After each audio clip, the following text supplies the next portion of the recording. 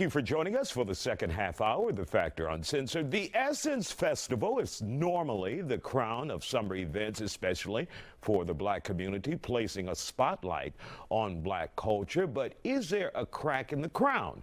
There's a list of complaints, including Target being a sponsor despite the company's rollback on DEI policies. People are also upset about some of the musical acts. Lauryn Hill reportedly did not hit the stage until 2:30 in the morning, playing to a nearly empty Caesars Superdome. Some fans are asking if Essence Fest has lost the plot and tarnished its legacy. Joining us to talk about it, comedian and radio veteran Natay Todd Smith, CEO of Regal Media, radio personality KG Smooth, publicist Brigitte Waugh, and Sherry Hendrinos, owner of Boost Marketing, also into public relations and crisis intervention. So, KG, you just got off the plane. Literally. From New Orleans, from the Essence Fest. What was it like? Because when we see many of the videos, some of the venues appear to be empty. The city just didn't look like it had. It didn't feel the same. It didn't feel the same. It didn't look the same, but it definitely didn't feel the same. And a lot of what the people were saying is because of the new leadership. I was there at the convention center Saturday, prime time, 3 a.m. Saturday afternoon. Normally that place is wall to wall. It was like a ghost town. I was shocked. I was really shocked. And so I don't know. Some folks are saying the acts. I thought that the lineup was pretty dope each night. Lauryn Hill being really late on Friday night, that wasn't her fault. That's par for the course, though. That's the norm. That's the norm. But it's not her fault this time. They actually started egregiously late, and Target being a sponsor, the title sponsor, they know folks ain't doing that. But what they're saying is the ownership. You know, that they are trying to do more with the African diaspora and with our Caribbean family and take away the black American culture that started Essence Fest in the first place. That's what the main conversation on the ground was. And Natay, Caroline Wanga is the CEO, current CEO. Yes. What do you see as a problem here? And is there a problem in your mind? In my mind, it's not. I hate the diaspora wars and everything, and I've been, seeing all these things and people talking on TikTok and all the different sites, and I feel like they're using a lot of words just trying to say African booty scratcher on the cool, like just being very negative towards Africans and people that are Pan-African, and I don't like that. And really quick, for those who are wondering what we're talking about, many say it's more pro-Africa than it is black American and the celebration of the black American culture. I mean, the lineup is pretty much all black American, and I mean, if Essence was up for sale, like a black American could have purchased it as well. So I think sometimes when things aren't working out or you're being evolving or, just change. Essence started in 1970. The first Essence Fest was in 1995. It is 2025. It's gonna look different. America's different. Everything is different, and I think it's a little bit, a little intellectually lazy just to say, it's an African that's leading, that owns it, and that's another one that's leading it, so they're trying to change everything. I saw the whole, Jollof versus jambalaya thing. When people always ask me growing up, what is jollof rice like? I would always say it's kind of like jambalaya, because I think everybody eats beans and rice. We season it a little differently, but I think there's a lot of ways to be together than separate. I think that's just a lazy intellectual argument. I think that they could have named it something else, like the taste of the diaspora or something like that. But to make it like, they named it the Battle of Jollof, which was very big on the graphic, versus jambalaya in this small-ass font. But was that one thing? Was that one thing out of 3 days? You know what I mean? Sure, At the Superdome, that was one thing. Yeah, that was one thing. And there's so many different activations. There were so many different acts. This one thing means that, Africans are taking it over. I don't really, buy that. All right, Bridget, let's hear from you. I saw different things as I was looking at, doing my own research, and it looked like it's a matter of opinion. Some people say they had a great time. Some people said that, it sucked. And the main thing that everyone said, though, is that Target being the title sponsor was a problem for them because we're boycotting Target. And a lot of people on TikTok and Instagram were like, hashtag boycott Target, and how that wasn't right, because it's like, they connected it to Caroline because it's like she used to be the head of DEI at Target, and then now they're the title sponsor at Essence. That's for the culture, which is for Black Americans, if you will. And there's been a long time that there's been this confrontation, let's say, you know, with Black Americans and with actual Africans, because it's always been said that Africans don't like Black Americans because we're lazy or, you know, different things of that nature. So it just depends. I think part of that comes from that underlying current that's still there against, you know, with Black Americans and Africans as a whole. So I hate that they're disparaging us with that. We'll continue in just a second, Bridget. We'll be right back with our guest. Y'all, I came across too many videos yesterday about the Essence Fest supposedly now being too Africanized. As an African woman, specifically from Liberia, I wanted to take a few moments to add to this discourse. Okay, so Essence was purchased a couple of years ago by Rich Lou Dennis, who also happens to be a Liberian man. And supposedly now the current CEO is Kenyan. And supposedly this particular Essence Festival, which I actually wanted to attend, but unfortunately because of some personal reasons I couldn't attend. But supposedly there was just too many things that were happening that were geared mostly towards the African culture and took away from the American or African American culture. I mean, to a certain extent, I get it that, you know, we don't want to lose African American culture within Essence Fest.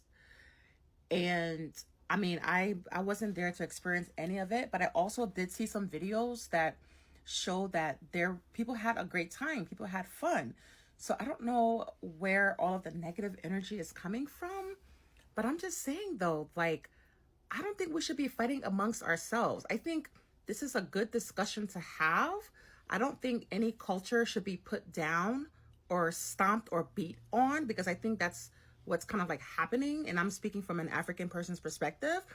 That's what it's starting to feel. Outside of the jollof rice competition at Essence Fest, Stephanie Mills pens an open letter to the organizers of Essence Fest describing her experience. This jollof rice competition was egregious, because why jollof spelled so big? Okay, but that's not the story. The story actually comes from Stephanie Mills. Now, Stephanie Mills had performed at Essence Fest, and after her experience, she actually penned a letter to Essence Fest organizers. I'm not going to read the full letter. You can actually pause to read it. I'm just going to get to the big juicy part. Now, Stephanie starts off by saying the challenges that I encountered were multifaceted, in my view, indicated a broader organizational shortcoming. The schedule and time management were severely lacking, creating a chaotic and stressful environment backstage. And now we know that to be true because night one, Lauryn Hill performed and she didn't get to finish her set till 4 a.m. And I know a lot of people were trying to blame Lauryn Hill for being late, but she was actually on time, according to party organizers. Now, Stephanie Mills goes on to say that the disorganization cascaded onto the stage, impacting the flow of the events and ultimately diminishing the quality of the performances. She goes on to say that beyond the logistical issues, the technical difficulties, specifically concerning the sound system,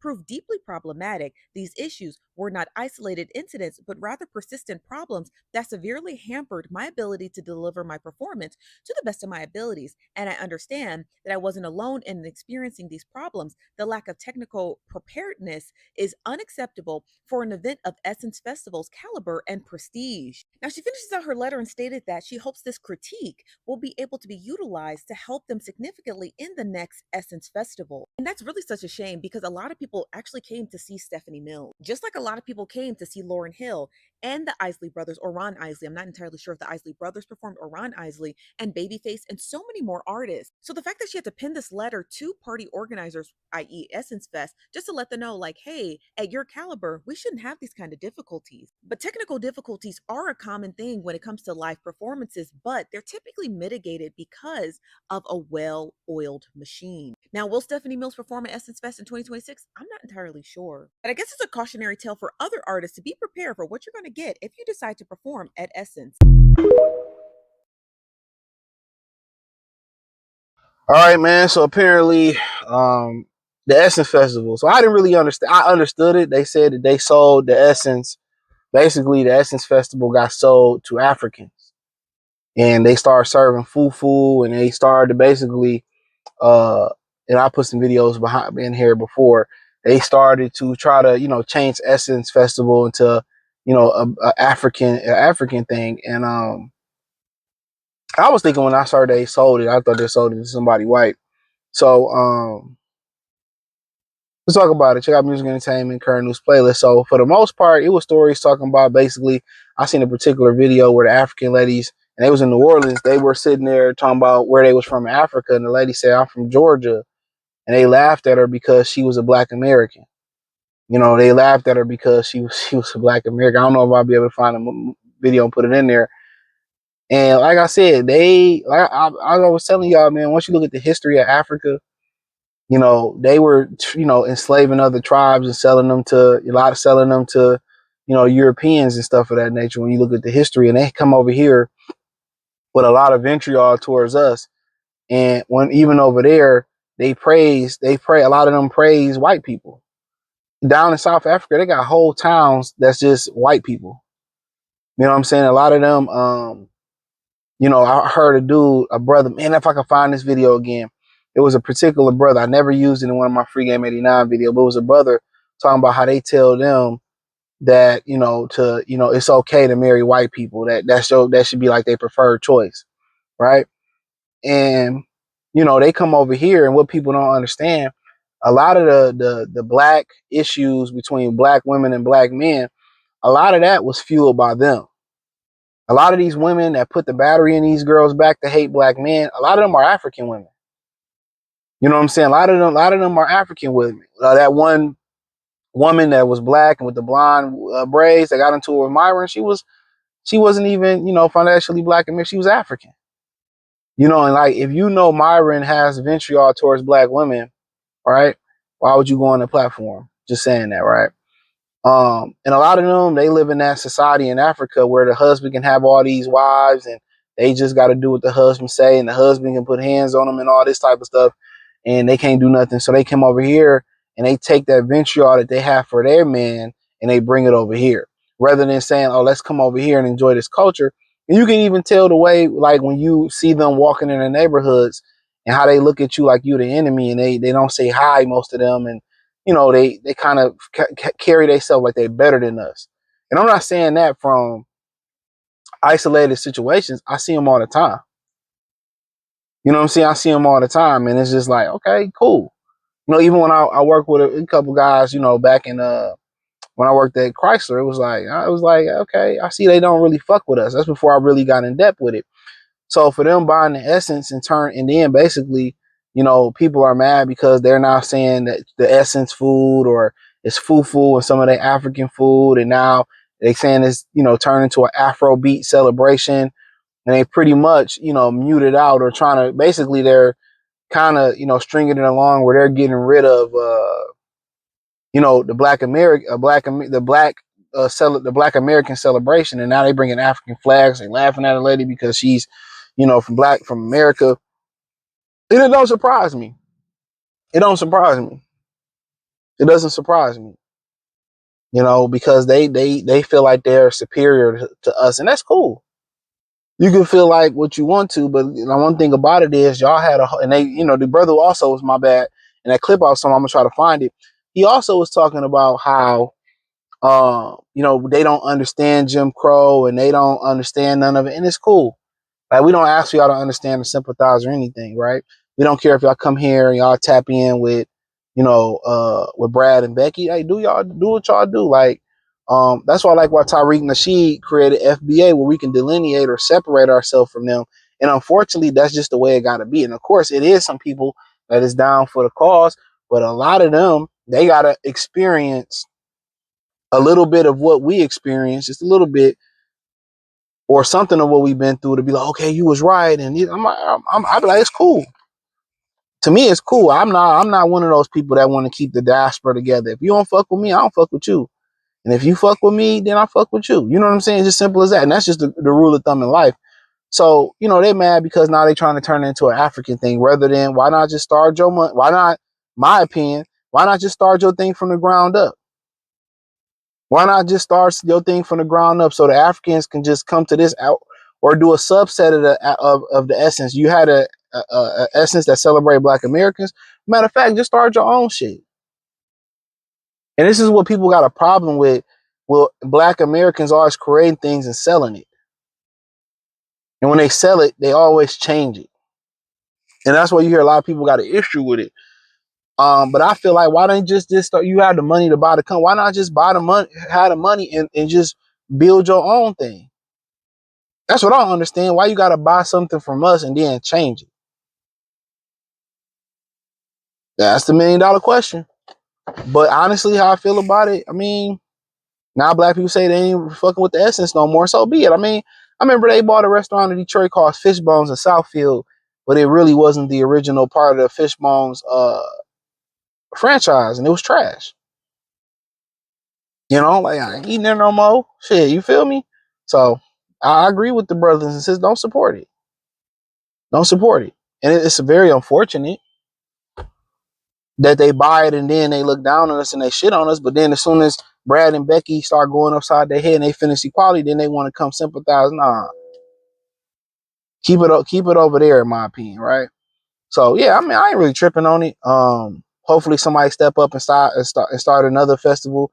And for the most part, Essence is pretty much tasteful by black thought. You know, just thinking about it, it's mostly tasteful. You know, and it's a celebration, and we don't have much celebration in America. You know, you finally got Juneteenth.